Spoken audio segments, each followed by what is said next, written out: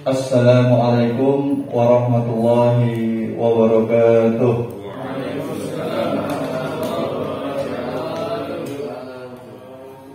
Alhamdulillahirabbil alamin. Wassalatu wassalamu ala asrofil anbiya'i wal mursalin wa ala alihi wa ashabihi ajma'in, amma ba'd. Rabbi shrah li sadri wa yassir li amri wahlul 'uqdatam min lisani yafqahu qawli. Raditu billahi rabba wa bil islami dina wa bi Muhammadin nabiyya wa rasula. Rabbi zidni ilman warzuqni fahman. Amin. Alhamdulillah, segala puji bagi Allah Azza wa Jalla, Tuhan semesta alam yang tiada hentinya memberikan kita semua segala kenikmatan, mulai dari nikmat kehidupan, nikmat iman, nikmat sehat, nikmat Islam, sehingga kita masih diberikan kekuatan untuk melangkah sholat subuh berjamaah di Mushola Az-Zikra ini dengan hanya mengharap ridhonya dan mengharap rahmatnya.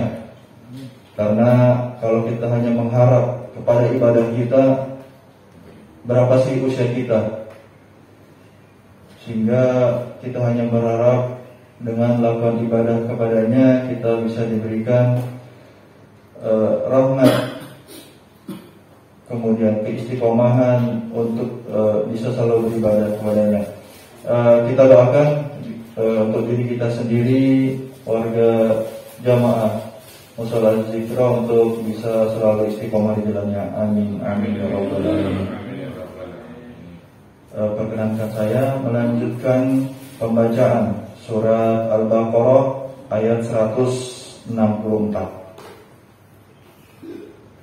A'udzu billahi minasy syaithanir rajim. Bismillahirrahmanirrahim.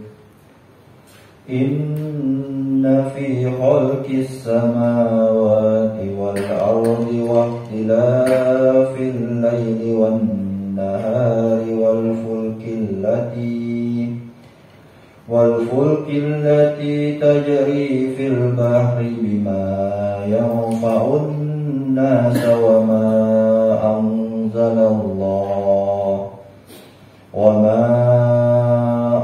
anzalallahu minas samaa'i min ma'in fa'ahya bih minas samaa'i min ma'in fa'ahya bihil arda ba'da mautiha wa batha fiha min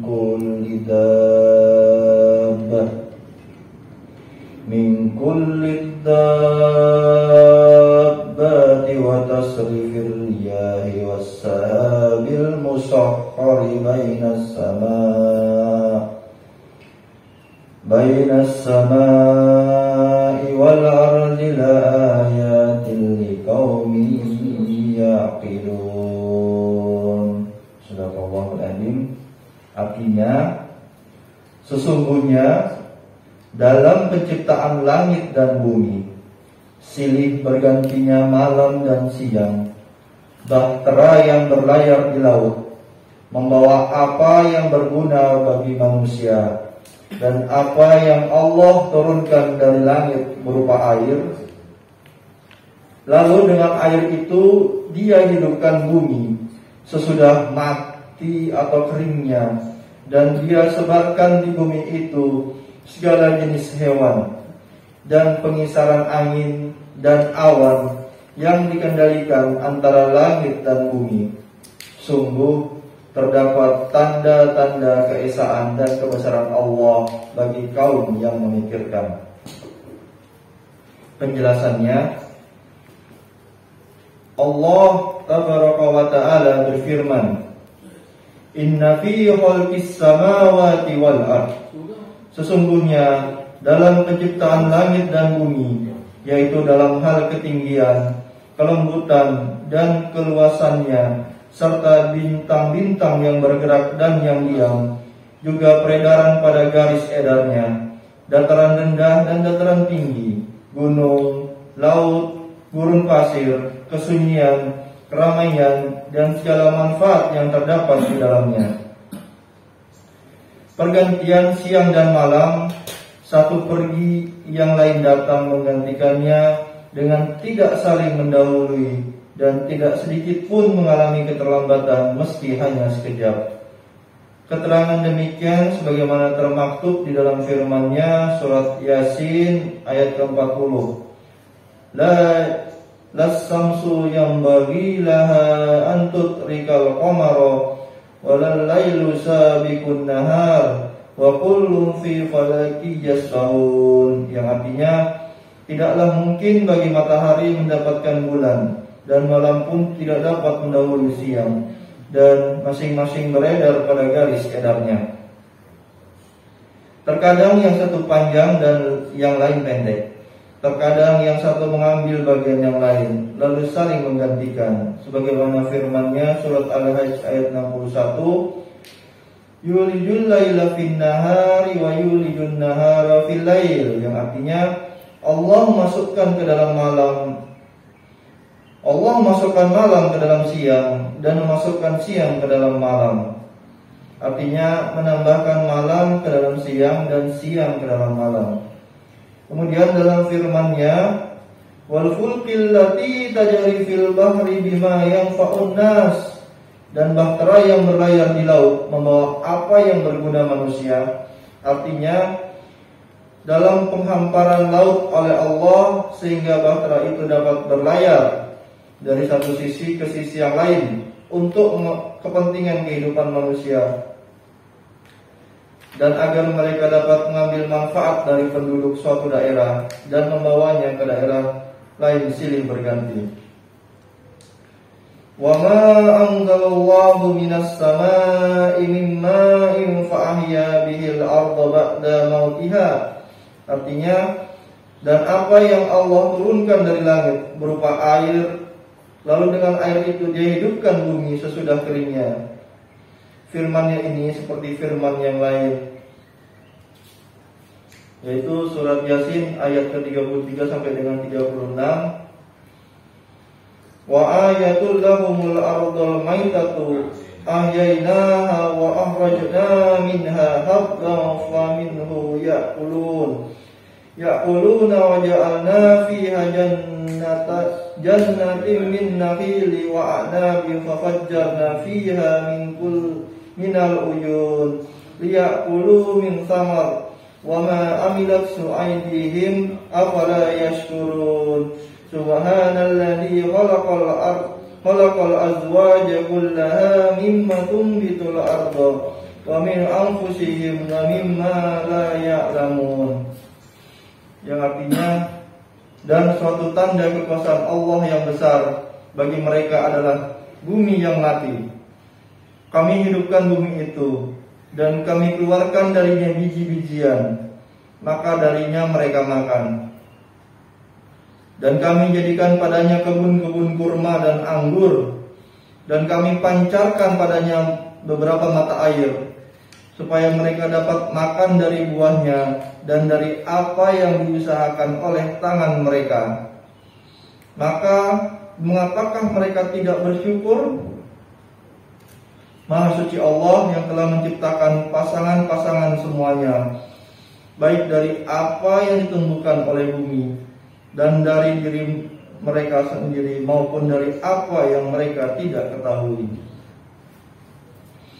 Wa batha fiha min kulli dabbah, dan Dia sebarkan di bumi itu segala jenis hewan dalam bermacam-macam bentuk, warna, dan manfaat, baik kecil dan besar.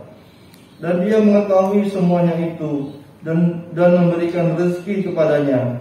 Tidak ada satupun dari hewan-hewan itu yang tidak terjangkau atau tersembunyi darinya. Wa tasrifir riyah, dan pengisaran angin. Artinya terkadang angin itu berembus dengan membawa rahmat, dan terkadang ia juga berembus dengan membawa malapetaka. Terkadang dia datang membawa berita gembira dengan berhenti di hadapan awan sehingga turun hujan, dan terkadang berembus dengan menggiring awan tersebut. Terkadang mengumpulkannya dan terkadang pula mencerai beraikannya.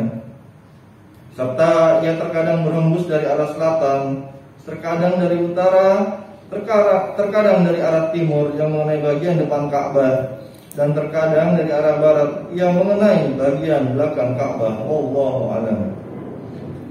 Was-sahabil musakhkhari nas-samaa'i wal ardh, dan awan yang dikendalikan antara langit dan bumi. Artinya berjalan di antara langit dan bumi, yang diarahkan oleh Allah menuju wilayah dan tempat-tempat mana saja yang dikehendakinya, sebagaimana dia telah mengendalikannya. La ayatil liqaumin yaqilun, sungguh terdapat tanda-tanda keesaan dan kebesaran Allah bagi kaum yang memikirkan. Maksudnya pada semuanya itu terdapat bukti-bukti yang jelas menunjukkan keesaannya. Sadaqallahul azim, maha benar Allah dengan segala firman-Nya. Baik, berikutnya akan saya bacakan pembacaan hadis bab yang ke-9, yaitu bab berpikir tentang kebesaran ciptaan Allah, kerusakan dunia, kesulitan-kesulitan di akhirat, dan hal-hal lain di dunia dan di akhirat, kecerobohan jiwa, serta mendidiknya dan mendorongnya untuk bersikap istiqomah.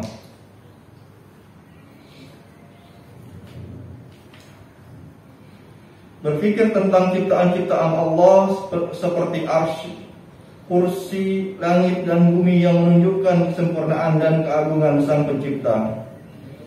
Di dalam hadis disebutkan, tidaklah langit, bumi, dan benda-benda di antara keduanya melainkan bagaikan lingkaran yang diletakkan di tanah lapang di bumi.